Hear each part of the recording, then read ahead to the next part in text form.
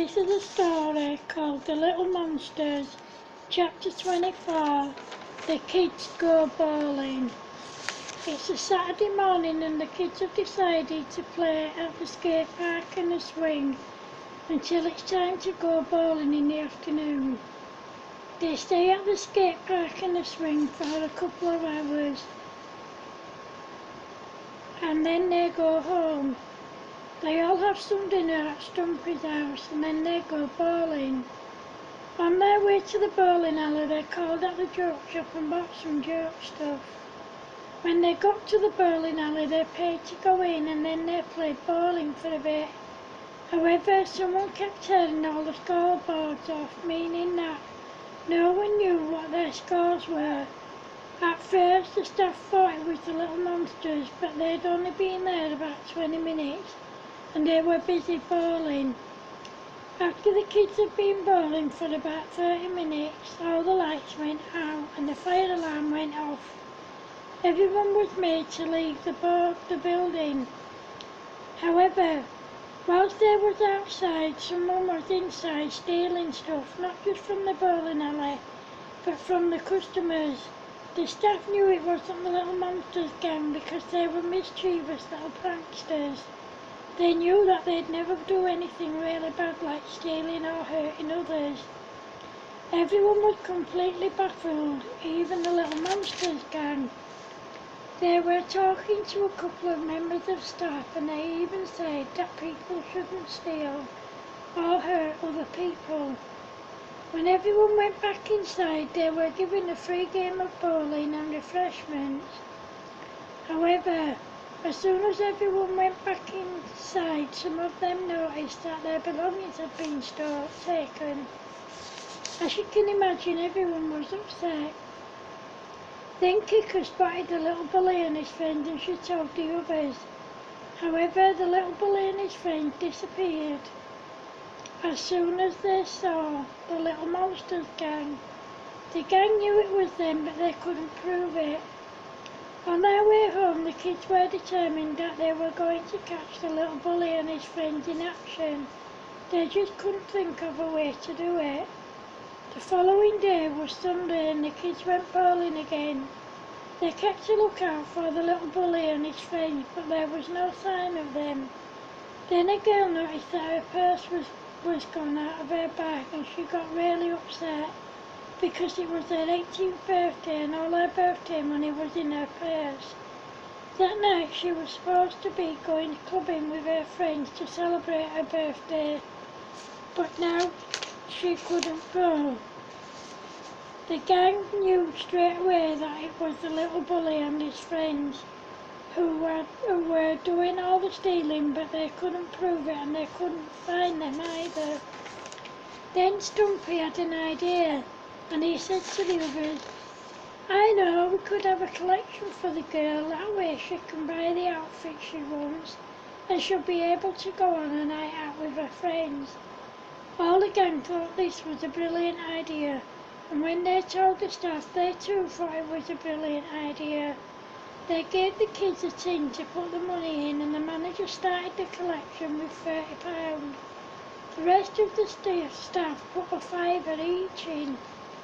The bowling alley was quite busy and with the manager's permission the gang went round all the customers and altogether they raised £500 for the girl. When they presented it to her she was quite overwhelmed. However, this wasn't the end of the problem because someone else had their bag stolen.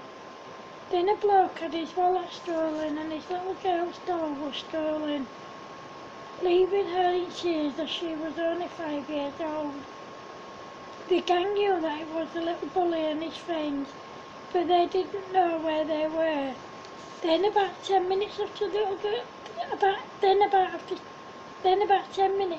little girl's doll went missing, Stumpy saw the little bully and his friends with the little girl's doll. He told the others and they went after them and as luck would have it, they managed to get the little girl's doll back. Unfortunately, the little bully and his friends managed to get away. Stumpy gave the little girl her doll back and she stopped crying and thanked him.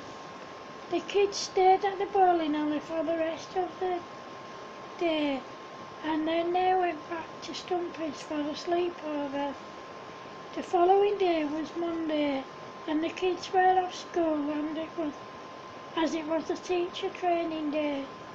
They decided to go back to the bowling alley. On their way there, they saw the little bully, and they went over to him. Kika said to him, "If we catch you and your friends stealing again, we're going to tell on you because you shouldn't be doing that." The little bully said, "You wouldn't dare because I'll tell everyone it was you lot." Then he ran off to his friends laughing.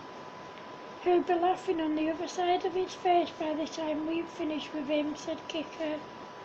Then they all made their way to the bowling alley. When they got there, they told the staff about the little bully and his friends. They thanked the kids and told them they'd keep a lookout for them. However, the staff didn't have time to keep a lookout because they were really busy. After the gang had been playing bowling for about half an hour, the whole building ploughed into darkness and the fire alarm went off again and everyone had to be evacuated. Once all the lights went back on and the staff made sure it was safe, everyone went back in. Then people started saying that their money and belongings had been stolen. The gang knew exactly who was responsible. The next day was a school day, but after school the kids went back to Kika's house. The day that they decided to draw a plan of how they were going to catch the little bully and his friends. Once they'd finished, they went to the toy shop and bought loads of toy mousetraps, and then they made their way to the bowling alley. Sadly for them, nothing happened that day because the bully and his friends were nowhere to be seen. The kids went home feeling disappointed, but they were adamant that they were going to catch the little bully and his friends.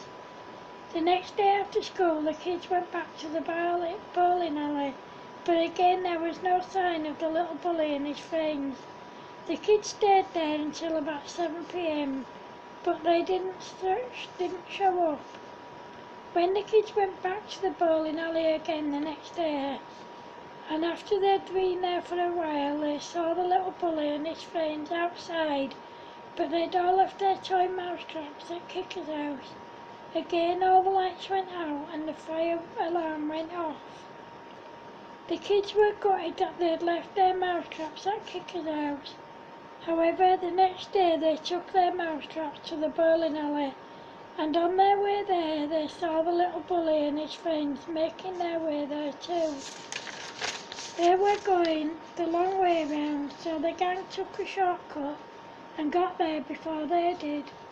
When they got there, they asked the manager if they could give people the mousetraps to put in their coat pockets and bags, and she said yes. The whole building ploughed into darkness, and the fire alarm went off again, and everyone had to be evacuated. This time, when all the lights came back on and everyone went back in, the little bully and his friends were all stood there with their hands in the mousetraps, much to the amusement of the staff and customers. The little bully managed to grab Stumpy by the back of his coat. Kika was behind him and she ran up and kicked him in his goalies really hard. He fell to his knees, howling in pain with his eyes rolling. Everyone thought this was incredibly funny. The little bully and his friends were taken into the manager's office. She called the police, and someone who knew the little bully and his friends went to their houses and got their parents. When the police and their parents got there, the little bully and his friends knew that they were in serious trouble. The police let them off with a warning, but both their mums and dads smacked them really hard on their bums in front of everyone in the bowling alley. Everyone laughed because they deserved it. The manager told them that they were barred for life from the bowling alley. Yet again the little bully and his friends were taught a lesson, a very valuable lesson. End of chapter 24. Thanks guys. Take care, bye.